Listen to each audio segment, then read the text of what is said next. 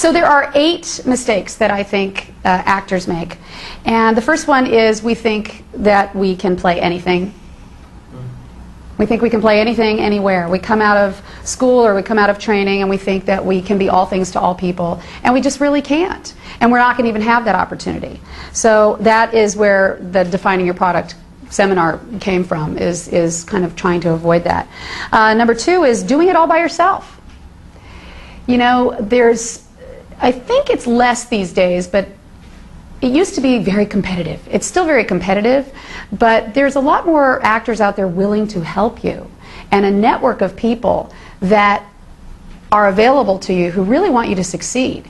And when you try to do this really tough career all on your own, it's not fun, and you pretty much will fail at it. So use your network. So that's a mistake, doing it all by yourself, or hanging out with the wrong folks. Hanging out with the people who say that they're actors and they're really just not doing anything. Don't hang out with them. You can, you know, not a lot anyway. The third one is not going to theater or watching TV shows that you're right for. You know, you need to go out and you know, if you want to be on soap opera, watch soap opera.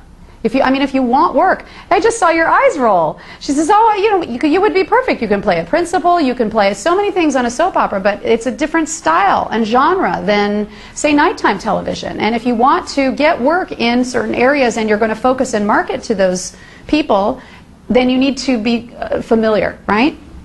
So that's a mistake.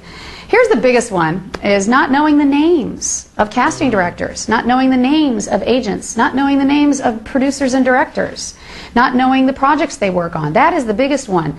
Information is power. You know, we've come out of the industrial age, and we are now in the information age, right? And it's at the tip of your fingers. It's called the internet. And we're going to be going over a lot of resources today.